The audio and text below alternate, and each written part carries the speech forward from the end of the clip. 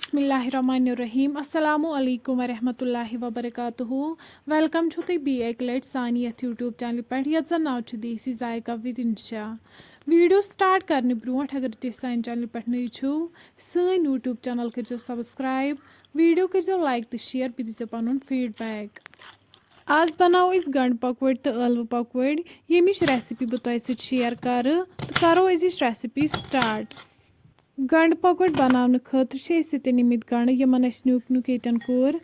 अम पत् throw one अत मज नून चमचा यम करो वन गंडन सत असल पे मिक्स तुम हेकू येतन वुचित नून असल पे मिक्स गोमुत अम पत् त्रो वन अत मज बेसन 3 चमचे अम पत् त्रो वन अत मज तोमल ओड़ 2 चमचे लिद्र चमचे ओड़ मरचांगन चमचे 1 जीर चमचे ओड़ लास्टस पे त्रो वन अत मज नील मरचांगन यमन न्यूक न्यूक कर थोमुत वन करोक सारी इंग्रेडिएंट्स असल पे मिक्स तुम हेकू येतन वुचित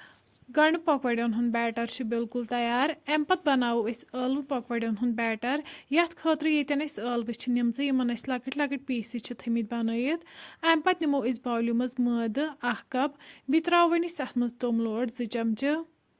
नून चमचे 1 जीर चमचे 1 फूड कलर 1 चमचे अम पत् त्रो वन अत मज आब 1 गिलास करो असल पे मिक्स।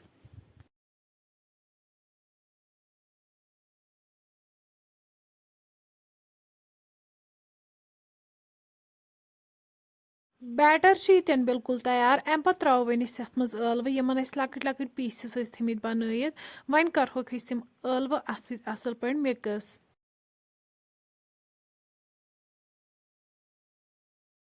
युथी ٲलवٕ असल पे मिक्स गसन अम पत् निमो वन येतन कड़ाई अत मज त्रो वन तेल येतन सठा त्राउन तिकैज यम पकवड़ बनावो तिम गसन असल पे फ्राई तेल युथी गरम गसे अम पत् त्रो वन अत मज गंडन हुंद बैटर यह करो असल पे फ्राई।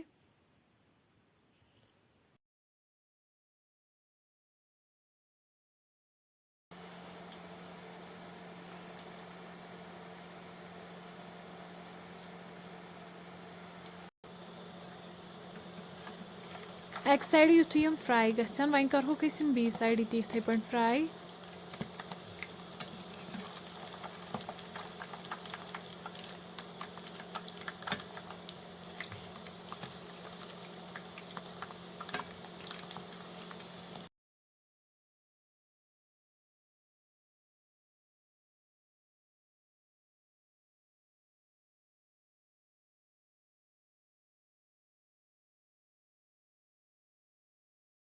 तुम हेकू येतन वुचित गंड पकवड़ बिल्कुल तैयार अम पत् कड़ो वन यम अकिस प्लेटस मज येतन नेबर।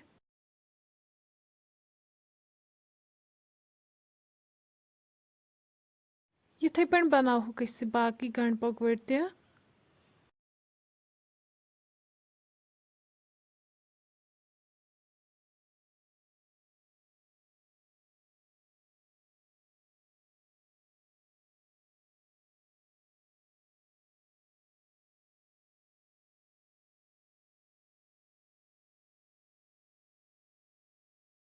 गंड पकवड़ मकलाय बनयित अम पत् त्रो वन अथ तिलस मज ٲलवन हुंद बैटर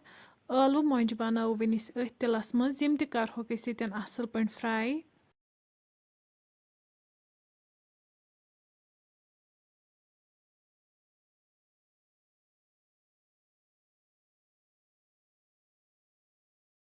माशाअल्लाह तुम हेकू येतन वुचित ٲलवٕ मोंज बिल्कुल तैयार अम पत् कड़ोक वन यम अकिस प्लेटस मज नेबर। फ्रेंड्स तुम हेकू वुचित सन अजिच रेसिपी बिल्कुल तैयार अगर तुम सोन अजुक वीडियो कुन त लिहाज पसंद आमुत सन यूट्यूब चैनल कर सब्सक्राइब वीडियो कर लाइक तो शेयर बे दीजिए पन फीडबैक। अल्लाह हाफिज।